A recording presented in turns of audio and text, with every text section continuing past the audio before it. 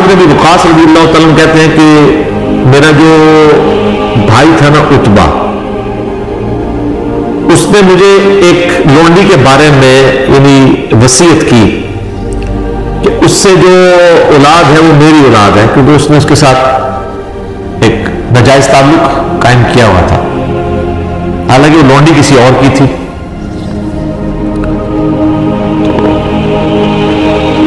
वो कहते हैं मैं उस औलाद के दावे के लिए नबी इस्लाम के पास जब पहुंचा, और जाहिर है कि वो जिसके पास थी वो भी अपने दावे के तौर पर पहुंचा, तो नबी सल्लल्लाहु अलैहि वसल्लम ने फरमाया कि औलाद उसकी शुमार होगी जिसके बिस्तर पे पैदा हुई है। बिस्मिल्लाहिर्रहमानिर्रहीम। शुरू अल्लाह के नाम से जो बड़ा मेहरबान निहायत रहम करने वाला है। अस्सलाम वालेकुम वरहमतुल्लाहि वबरकातुहू। उम्मीद है तमाम देखने और सुनने वाले खैरियत से होंगे। अल्लाह पाक से दुआ है जहाँ रहें खुश रहें, शाद रहें, आबाद रहें, हंसते मुस्कुराते रहें। मोहतरम प्यारे नाज़रीन, आप मौजूद हैं अपना अपना रिएक्शन चैनल पर। प्यारे नाज़रीन, आज की रिएक्शन वीडियो में एक शख्स सवाल करता है इंजीनियर मोहम्मद अली मिर्ज़ा से, और वो सवाल बहुत दर्दनाक है। उम्मीद है जब मेरे साथ मिलकर उस वीडियो में आप भी वो सवाल सुनेंगे तो यकीनन आपके भी रोंगटे खड़े हो जाएंगे। बहुत ही दर्दनाक सवाल है। आपसे गुजारिश है कि वीडियो को एंड तक जरूर देखिएगा। और इंतहाई दर्दनाक सवाल है। मैं एक गैर मुस्लिम मुल्क में मुकीम हूँ। हम मियाँ बीवी वैसे तो इकट्ठे ही रहते हैं, लेकिन पिछले 6 साल से हमारा आपस में किसी किस्म का जिनसी रिलेशन नहीं है। आज से तकरीबन 4 साल कबल एक दिन मेरी बीवी ने मुझसे अज़दवाजी ताल्लुक़ की ख्वाहिश जाहिर की और हमने ताल्लुक़ कायम भी कर लिया। फिर कुछ अर्सा बाद वो हामला भी हो गई। मैंने उससे नाराज़गी के बावजूद उसकी खूब खिदमत की और फिर अल्लाह ताला ने मुझे एक बेटी अता फरमाई जो अब 3 साल की हो चुकी है और मुझे अपनी जान से बढ़कर अजीज़ है। लेकिन अब अचानक मेरी बीवी जिसकी चंद गैर अखलाकी हरकतों की वजह से मैं 6 साल से नाराज़ हूँ, उसने मुझे बताया कि उसने 4 साल कबल किसी स्पर्म डोनर के जरिए खुद को हामला करवाया था, लिहाजा वो बच्ची हकीकत में मेरी बच्ची नहीं है। उस दिन से मैं इंतहाई परेशान हूँ और जहनी कशमकश का शिकार हूँ। एक तरफ तो वो बच्ची मुझे इतनी अजीज है कि उसे छोड़ नहीं सकता, दूसरी तरफ जब जब उसे देखता हूँ तो ख्याल आता है कि यह तो मेरी बेटी है ही नहीं। प्लीज मुझे बताएं मैं क्या करूँ। जज़ाकुमुल्लाह खैर व अहसन जज़ा। जज़ाकुमुल्लाह खैर व अहसन जज़ा। अल्लाह ताला भी आपको सब्र दे, इस आजमाइश से आप गुजर रहे हैं। पहले तो मैं अर्ज करूंगा कि सही मुस्लिम की हदीस है, नबी सल्लल्लाहु अलैहि वसल्लम ने फरमाया कि हमेशा अपने से निचले लोगों को देखो, यूं तुम्हें कनात नसीब होगी और अल्लाह ताला की तरफ से आई हुई आजमाइशों पर सब्र नसीब होगा। आपके साथ ये जो ट्रेजेडी हुई है, इससे बढ़ के लोगों के साथ ट्रेजेडीज हो चुकी हैं। अब मुझे उन ट्रेजेडीज को रिपीट करने की जरूरत नहीं है। आप अक्सर अखबारात में, खबरों में इस किस्म की बहुत सी बातें सुनते रहते हैं। हम उस सवाल की तरफ आते हैं। अब इस सिचुएशन के अंदर शरई हुक्म क्या है? अब अगर इसको आप साइंटिफिकली मामले को हैंडल करेंगे तो जाहिर है कि एक आपके लिए आजमाइश वाला मामला बन जाएगा। सही बुखारी और सही मुस्लिम में एक हदीस मौजूद है, और हदीस की किताबों में भी है। बुखारी मुस्लिम में आ गई तो मेन किताबों के अंदर वो हदीस आ गई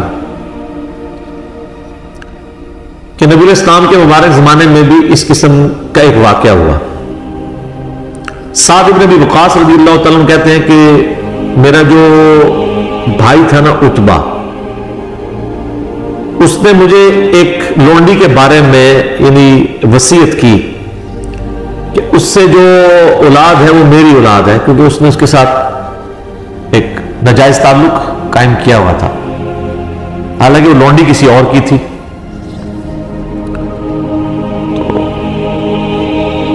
वो कहते हैं मैं उस औलाद के दावे के लिए नबी इस्लाम के पास जब पहुंचा, और जाहिर है कि वो जिसके पास थी वो भी अपने दावे के तौर पर पहुंचा, तो नबी सल्लल्लाहु अलैहि वसल्लम ने फरमाया कि औलाद उसकी शुमार होगी जिसके बिस्तर पे पैदा हुई है, अगरचे वो पैदा किसी और के ताल्लुक की वजह से हुई है। लेकिन शरीयत में तो आपको उसूल देना है ना, इस तरह तो फिर सारा मामला ही बिगड़ जाएगा।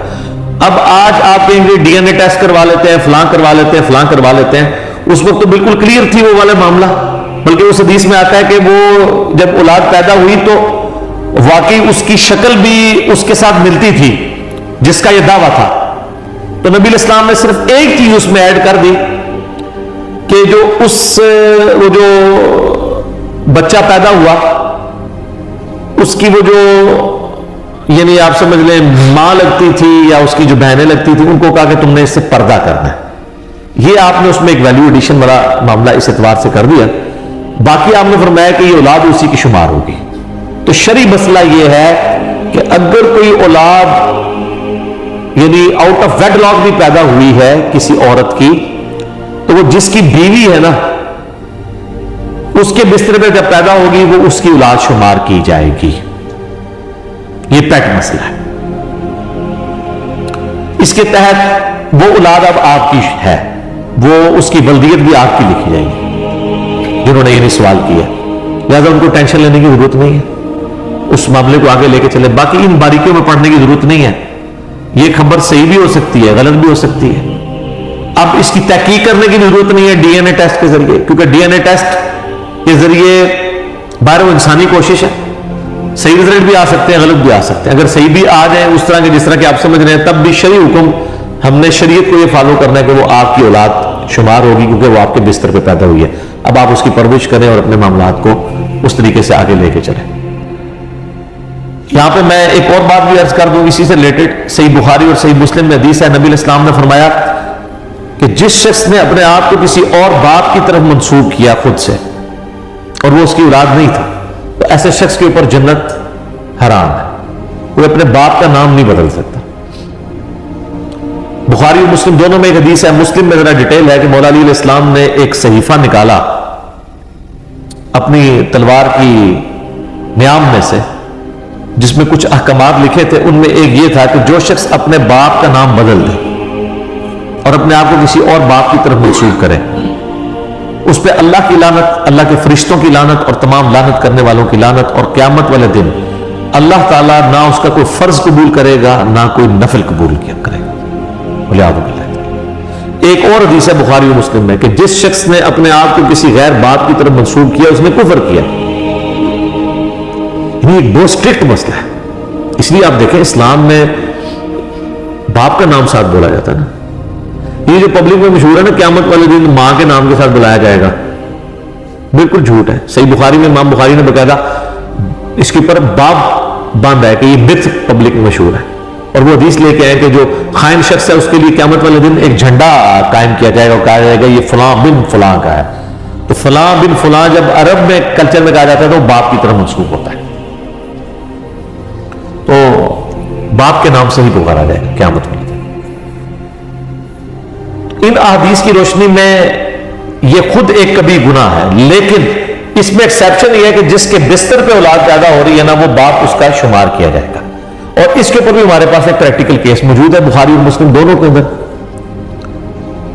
سیدنا ابو بکرہ ایک صحابی، ایک لفظ ہے ابو بکر، وہ تو ہمارے خلیفہ اول ابو بکر صدیق رضی اللہ تعالیٰ عنہ علیہ السلام. ایک ابو بکرہ لفظ ہے،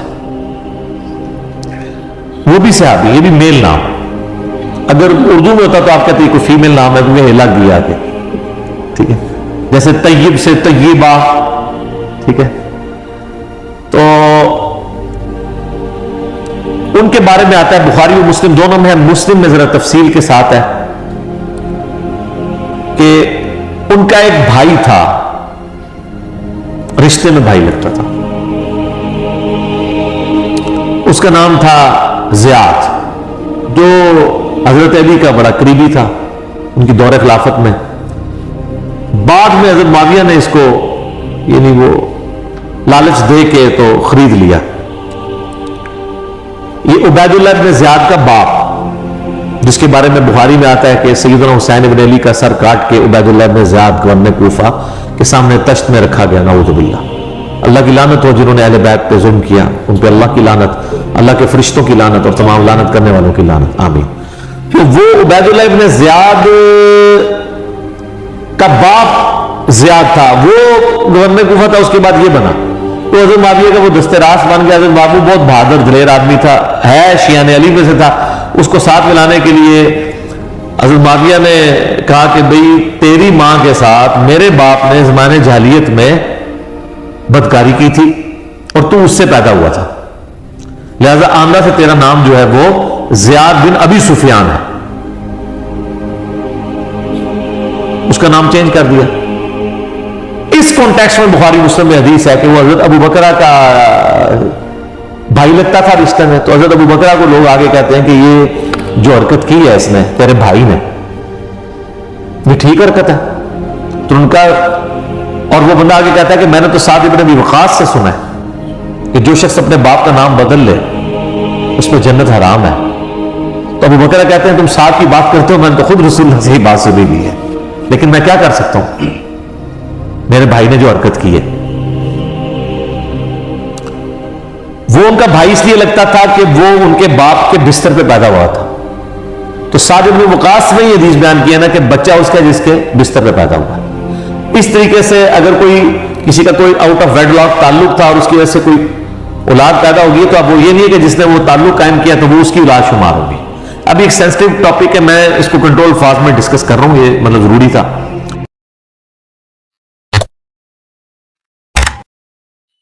جی ہاں محترم پیارے ناظرین، آپ کو امید ہے آپ کو ویڈیو سمجھ میں آئی ہوگی اور پسند بھی آئی ہوگی.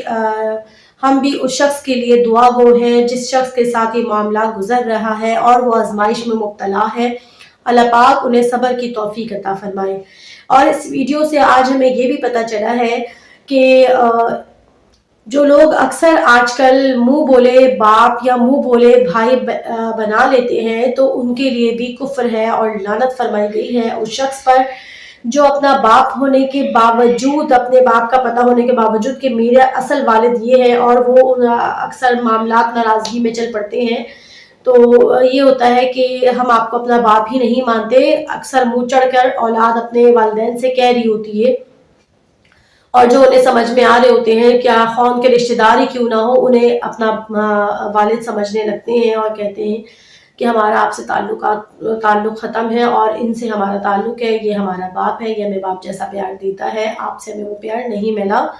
یہ سب بھی آج کل ہو رہا ہوتا ہے، لیکن اس کا بھی ہمیں جواب ملا ہے اس ویڈیو میں. اور بہت عبرتناک ویڈیو تھی.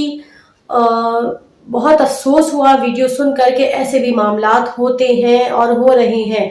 اور اس سے یہ بھی پتہ چلا کہ یہ صرف آج کل کی بات نہیں ہے، یہ زمانہ جاہلیت میں پہلے بھی ایسا ہوتا رہا ہے کہ زنا سے اولادیں پیدا ہوتی رہی ہیں.